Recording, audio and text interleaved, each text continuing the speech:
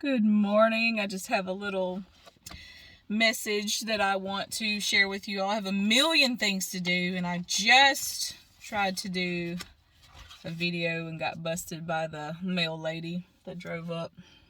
So I actually told her what I was doing in my car.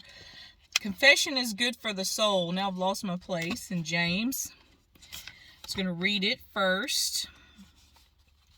I was doing good. I had that video. It's like, it's doing good. I knew I was going to get caught though. The book of James is in the New Testament. It's over here close to Hebrews, I think. Yes. If I could not lose my other place, that would be good. Happy Monday, everybody. This is my mobile pulpit. The lighting is good. You can hear me because I need a microphone.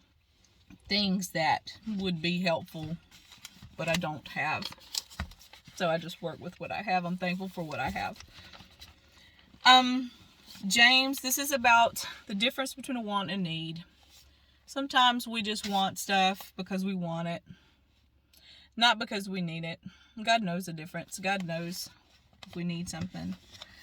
Everybody probably is familiar with this verse, but they don't read the other part of it, and I like to keep things in context. James chapter 4. From whence come wars and fightings among you? Come they not hence, even of your lust that war in your members? Ye lust and have not, ye kill and desire to have and cannot obtain. Ye fight and war, yet you do not have, because you do not ask. Everybody knows that one. You don't have because you don't ask. Well, what's the other part of it? Ye ask and receive not, because you ask amiss, that you may consume it upon your lusts. God knows why you're asking for something. Sometimes we're not ready for the things that we ask for, and He knows that. And what happens if you give a child everything they ask for? They become spoiled, and they think everybody owes them something. God is a good Father, and if He just gave us everything that we wanted, we wouldn't have to learn how to have faith. It wouldn't grow. And, sometimes you got to stand in faith. You got to keep praying. He's like, I want to see if you're really, in this for me or in this to get something out of me. There's a story in the Old Testament. It's in the book of 2 Kings. Sometimes I listen to videos of people online from like Great Britain and stuff, the UK. And they say 2 kings. I think I love it. It's like 2 Timothy. I'm like 1 Timothy and 2 Timothy. Anyway, we say 2 Kings here in the United States. Now there cried a certain woman of the wives of the sons of the prophets unto Elisha, saying, Thy servant my husband is dead, and thou knowest that thy servant did fear the Lord, and the creditor is come to take unto him my 2 sons to be bondmen. And Elisha said unto her, What shall I do for thee? Tell me, what hast thou in the house? And she said, Thy handmaid hath not anything in the house, save a pot of oil. God is going to ask you to do something for Him every now and then. So what do you have that you can do for Him? He's going to take you a little bit. He's going to make a lot out of it, because He knows our needs. There's a difference between a want and a need. Then he said, Go borrow thee vessels abroad of all thy neighbors, even empty vessels. Borrow not a few. And when thou art come in, thou shalt shut the door upon thee and thy sons, and upon thy sons, and shalt pour out into all those vessels, and thou shalt set aside that which is full. So she went from him and shut the door upon her and her sons, who brought the vessels to her, and she poured out. And it came to pass, when the vessels were full, that she said unto her son, Bring me yet a vessel. And he said unto her, There is not a vessel more. And the oil stayed. No more vessels, no more emptiness, nothing else to bring to God and say, This is what I have. My empty hand. This is what I have. My emptiness. Lord, can you fill me?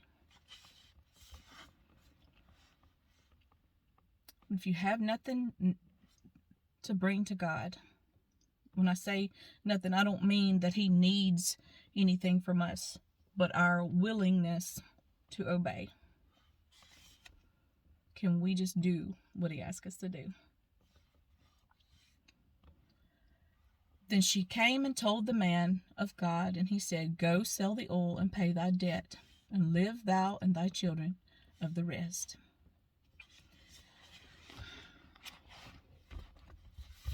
God will take what we have. We have a need. We have a need, not a want. There's a difference.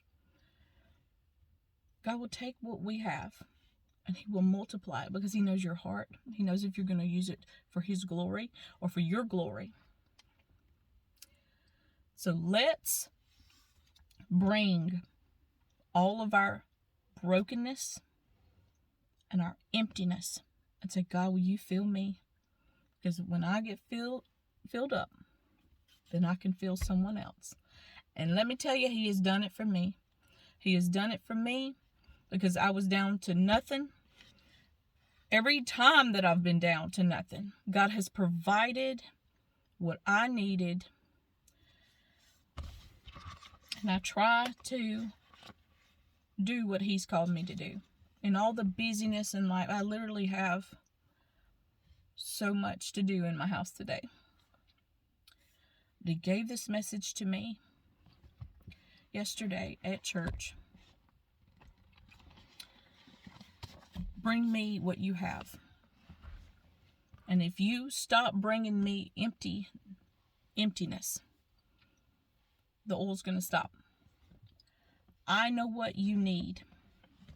And I know that if you're trying to play a trick on me, because we can't trick God. He knows everything. You know, he knows the difference. He knows what we're going to do with what he has given us. If we're just going to use it on stuff for us, or we're going to use it to help someone else.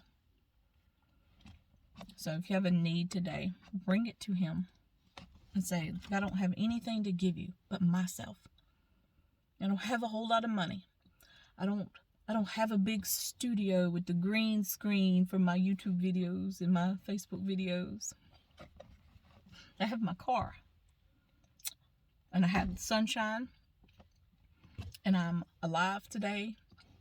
And I have the word of God. This is a precious, precious gift. I love you all. Be blessed. And do what he is calling you to do. And bring him all of your emptiness and he'll fill you up.